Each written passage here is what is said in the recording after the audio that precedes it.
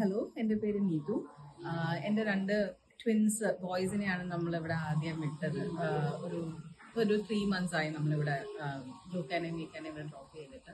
So initially അവർ വളരെ ആദ്യം അങ്ങനെ ഇന്ററാക്ട് ചെയ്യത്തില്ലായിരുന്നു, കരച്ചിലൊക്കെ ആയിരുന്നു. But then on the go അവർ ഭയങ്കരമായിട്ട് ചേഞ്ച് ആയി. നല്ലതായിട്ട് ഇന്ററാക്ഷൻസ് ഉണ്ട്, സംസാരിക്കുന്ന ഒരുപാട് വന്നു. ഇവിടെ ഡ്രോപ്പ് സ്റ്റാർട്ട് ചെയ്യുന്നതിന് മുമ്പ് അത്രയ്ക്കൊന്നും സംസാരിക്കുന്നുണ്ടായിരുന്നില്ല.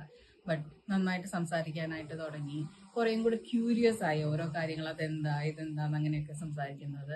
ഒരുപാട് മാറ്റം വരുന്നുണ്ട്. ഇപ്പം ആക്ടിവിറ്റീസ് ചെയ്യാനാണെങ്കിലും അതിന്റെ ഇൻട്രസ്റ്റ് ആണെങ്കിലും ഓരോന്നും നമുക്ക് ചെയ്യുന്നത് കാണുമ്പോൾ അറിയാം, ലൈക്ക് ഒരുപാട് ഡിഫറൻസ് വന്നു. ഇന്ററാക്ഷൻസ് കൂടി, മറ്റുള്ള കുട്ടികളുമായിട്ട് കളിക്കുന്നത് എങ്ങനെയാന്നൊക്കെ ഉള്ളത് ഓരോന്നൊക്കെ മനസ്സിലാക്കാൻ തുടങ്ങി. ഒരുപാട് സന്തോഷമുണ്ട് ഇപ്പം ഇവിടെ വന്ന് അവർക്കൊരു നല്ലൊരു എൻവയോൺമെന്റ് കിട്ടി ലേൺ ചെയ്യാനായിട്ട്, എന്താ പറയുക, ഇന്ററാക്ട് ചെയ്യാനായിട്ട്. So really happy with little Britain. Day care, so ഉച്ചവരെ ക്ലാസ്സും അത് കഴിഞ്ഞ് ഡേ കെയർ ഫെസിലിറ്റിയും നമ്മളിപ്പോൾ ഇവിടെ അവൈൽ ചെയ്യുന്നുണ്ട്.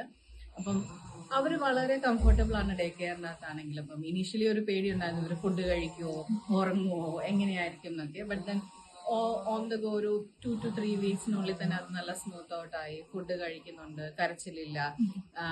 ഇവിടെ ഉള്ളവരുമായിട്ട് നന്നായിട്ട് ഇന്ററാക്ട് ചെയ്ത് ഫ്രണ്ട്ലി ആയിട്ട് അവരുടെ കൂടെ പോകുന്നുണ്ട്. And they were also happy, like kids are happy.